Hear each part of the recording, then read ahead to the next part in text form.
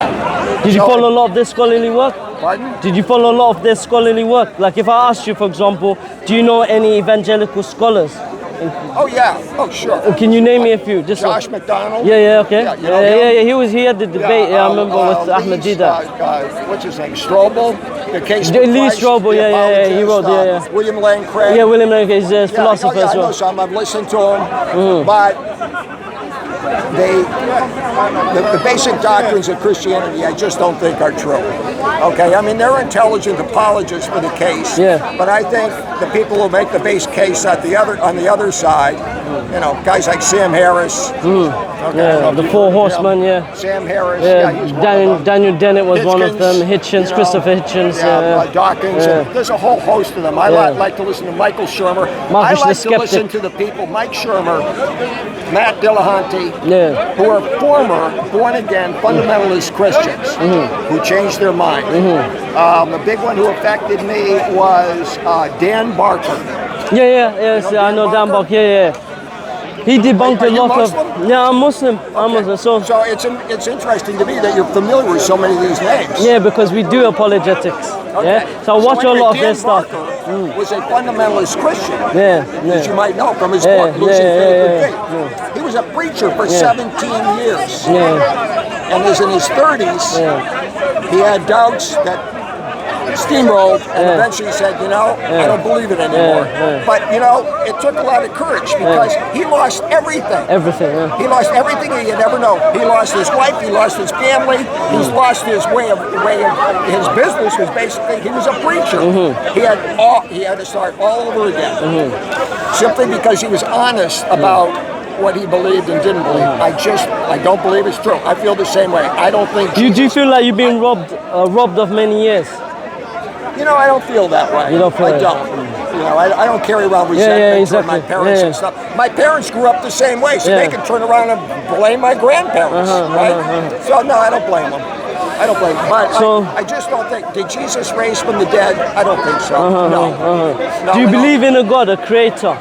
At this point, I believe there is a creator, but it's not necessarily a personal like being. A deist kind of thing. The reason I believe that there's a creator, it seems to me that you go back, cause and effect, okay? That there's one of two possibilities, okay? There is either, if you go back, what caused this, what caused this, what caused this? At the end of that train, there's either an infinite regress. You know what that is? Infinite regress. Well, what caused? Because people say, okay, I believe in God because God created everything. He caused things to be. He was the unmoved mover, the uncaused cause. Okay, and then the challenge to that is, but what caused God? Okay, there had to be a cause for God if everything had a cause. Well, it seems to me to be only two possibilities. One, infinite regress. Infinite regress is a mathematical concept, but I don't think there's such a thing as infinite in reality. In the universe, there's nothing that's infinite. Okay, so you're left with the other choice? Right. So you have infinite regress versus there had to be an uncaused first cause. That's what it seems like to me. Maybe there are other possibilities, but I don't know what they could be. Uncaused first cause or infinite regress. Uncaused first cause makes the most sense to me. So an uncaused first cause is God. Okay? I don't believe God answers my prayers. I don't think he listens to me. I don't think he's a person. But I think he's a creator. So you think the ground of all existence, the ground of being, the ground of all existence. So would you say, you say all of this is just like a byproduct of creation, like an accidental creation? Accident? Yeah, because we have to look at all of the beauty around you, the green trees. I usually argue, because I'm familiar with these arguments, but I try to keep it on a very simple level. Do you think such artistry, and it comes from accident? You know, the placing of your eyebrows above your eyes, and the nose, where is it, and the whole structure of you being able to keep upright with the spinal cord and so on. Do you think all of these are products of accidents? Like, does that seem... Sort of saying, was there agency behind this? Yes. Was there intentional creation? Intention was the intention. I don't know. I don't know. I really don't know. I don't think But so. using I do believe in that. I do believe evolution makes a lot more sense to me from the point of. But hold on to evolution, because evolution shows you how A become B. Right, I just want to know how A got there first. Yeah. So I want to establish A's relationship with God. Is it separate, or is it that we have a God that created the universe, not by accident or byproduct, but purposefully with intention? I don't know. Yeah. I don't think so. Would it be fair to say that everything has purpose, like this table, this bottle, everything that we know of, your hair, your glasses, your hat, can we not use this as an extension of our logic to show that everything we know of has purpose? It would be very difficult to suggest that we have no purpose. Everything has purpose. Yeah. Is purpose and meaning? Purpose in meaning, yes. In meaning. It comes with it, encapsulates Here's what I think about meaning. I think there is meaning, but there's not meaning to discover out there. I mean utility as well. I create my own meaning. I create what's meaningful to me. What about utility? As in, when I say purpose, not just meaning, I mean utility. For example, not just abstract things like ideas. So is there anything that doesn't have a purpose?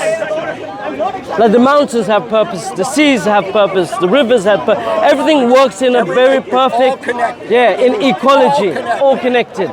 So everything has a purpose. So what's your purpose? Anyway, this is the Quran. I think we've had a long conversation. I just want to bring it to a close. This is the Quran. A lot of people will leave Christianity, assume Islam is the same as Christianity. It's not.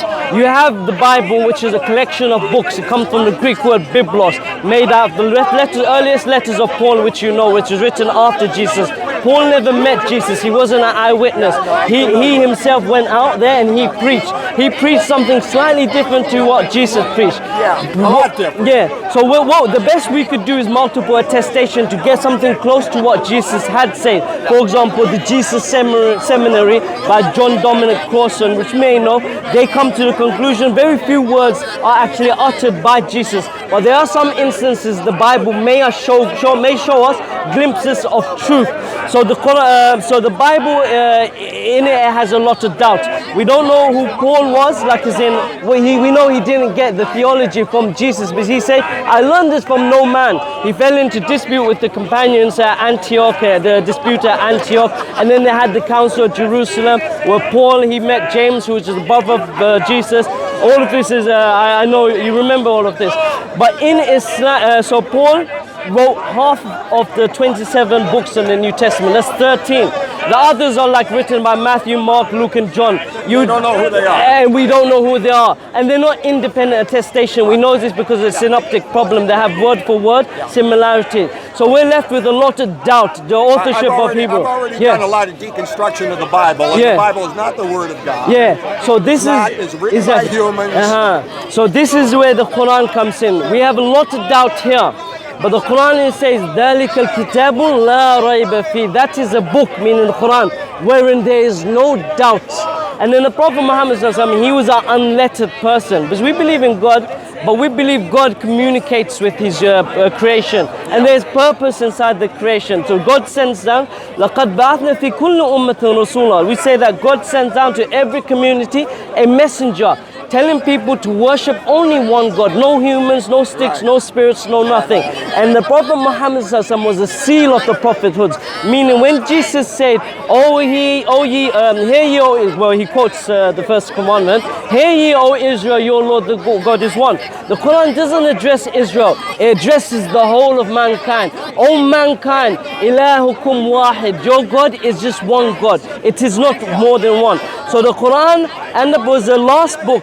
It was given after the Bible, which is in doubt. We say this is... Okay, but I think we have sort of a fundamental point that we probably disagree on. And that is, like, does the universe have purpose, okay? It has function, but I don't think it has purpose in that there is, like purpose implies agency. It implies a person or a being that is something like us. It has personality, okay? If I had to bet, I would bet that the universe does not have that. It does not have that. It has function, but it does not have an overriding purpose where it's going somewhere. I should have asked your name in the beginning. My name is Hamza. I'm David. David, nice name, I like that. Nice Old Testament name. Strong name, strong name. So then, the problem with having just a deistic or a separate type of God is now we have no attributes to it. Right. Yeah? But the thing is, then we are left with the question, where does knowledge come from? Can knowledge come from nothing? Can the genetic coding in your system come from nothing? Does a dog have knowledge? The dog has knowledge, yes. But where does the knowledge come from? Accident? I'll ask you, where does the dog's knowledge come we from? believe an agent would have to be knowledgeable to create knowledge. Whether it's a dog or ant communication, because these systems... What is the evidence that you need something supernatural for an animal or a human being to have? It's it's the imputation of information. It's like a computer can't have software without a software designer. And this is what we see. When we look at the DNA or cell biology, we look at the mitochondria, the RNA, the DNA, the cell synthesis, mitochondriosis, all of these processes in the cell alone. And we look at the DNA, we look at the adenine, the guanine, tyrosine, uracil. We find it very difficult to think that all of this information, because that's what it is, information, it appears by accident. And even if you were to argue it comes from accident, you would need a long amount of time, which mathematically would be improbable. Here's the difference between a scientific approach and a religious approach. In the scientific approach, when you get to something like that, we say, I don't know. You use an argument that we call the God of the gaps. When you don't know an answer to a question like that, it must be God. No. But there are plenty of things over history that have been filled that people attributed to God, the God of the gaps, that we now have scientific explanations for. We have a good So we have naturalistic explanation for how life developed from single cells to human beings. No, but we have a good, hundreds of years ago, they had no explanation. It was God. No, they had no scientific explanation. Don't get that confused. They had no scientific, not the way that we have it now, but they had observational. They had one second, David. Let's not get caught in the spirit, because I'm not trying to debate and everything. But we had many other sciences, like they had logic, they had philosophy, they had mathematics, and these are undeniable. Scientism is the dogmatic belief that science can explain everything or reduces everything to that which is observable. This is scientism. This is the definition of scientism. It is. Science cannot explain everything. Well, I'll give you an example. Science cannot explain exactly. One second. Exactly. It cannot. One of the exactly, but it is a religion. It is. But this is the problem that you can't hear me, David. But you can't expect the answer from science when science is telling you can't give you an answer. Do you understand? It is telling you it cannot give you the answer. Do you understand? I can't go fishing with a dog leash and say, oh, there must be no fish here. Do you understand? This is the problem you're doing. You know that science deals with the naturalistic world, not the unnaturalistic or the supernaturalistic world, anything beyond nature or beyond the universe. But you're demanding that we have scientific proof for a God. But even when we... No. I'm not saying we have scientific proof for a God. When I say I don't know, it means that I'm ignorant. Yeah. So if you are ignorant, learn. This is my workout. No, I didn't drink it. I didn't drink it. I need it though. I need it though. No, I got my big one. They stuck up somewhere and I cannot understand. So I need to ask the person who knows about that. So, for example, you say I don't know. It means that I'm finished. I don't know anything. I'm ignorant. So well, I know some things. It doesn't mean I don't know anything. Don't say I don't know. Yeah. So this is one of the problems in science. Anyway, science is riddled with problems, and it doesn't always have the answers. It can never have like metaphysical truths, ethical judgments, aesthetical judgments, ugly, logic and maths, which is the basic of science. It cannot explain that. Science cannot even explain some things which are scientific. You know, science. Like as in we assume or make assumptions. Like the speed of light. We make assumption that is constant. But we don't know it's constant. It's not constant. You run it through water, it's a different speed than But generally, when we make equations, we assume the constant is constant. Yeah, speed of light. Yeah. So there are many things that we don't claim to know. Yeah, we don't claim to know. Like you don't know if you will, God forbid, like sink into this ground. We don't know, but you make a judgment call, right? There's a probability. There's a probability. I walk across the street, I could be killed by a bus. But you live as if that you can take that next step. And this is the same thing for the believers. We live as if there is a creator. The creation lives as if there is a creator. It gives us meaning. It saves us from materialism, nihilism, falling into these dark holes. I lived for many years as if there was a creator, as if there was a personal God, as if I could talk to Jesus, as if he could answer prayer. It didn't work for me ultimately. Yeah. I found better answers. But this is what I have this book. Yeah. Not only do I have this book, I have a 500-page book written by a Muslim imam. Is it imam? Critical of Christianity and why the Christians are wrong and why Muslim is right. I haven't read the whole book, but I've scanned it. Yeah. So I'll take this, but I already have one. But okay, do that. I had this nice conversation. Okay, I'll do that. I'll do. David, take your time anyway. والسلام كيف حالك؟ how are you? الحمد لله الحمد لله. هذا فري. هذا مجانا بلاش لك. ما شاء الله. You signed this. Sign no to David from to David from London, from all of London, yeah. I write my name, yeah, from Hamza. Very good. Take a chance, David. Take a chance. You never know. Because you know what I found? That a lot of atheists that leave Christianity assume all other religions are the same as Christianity. It may be that you find an answer here. Who knows? My man David, yeah? You as well. Take care of yourself, yeah? So don't be deceived.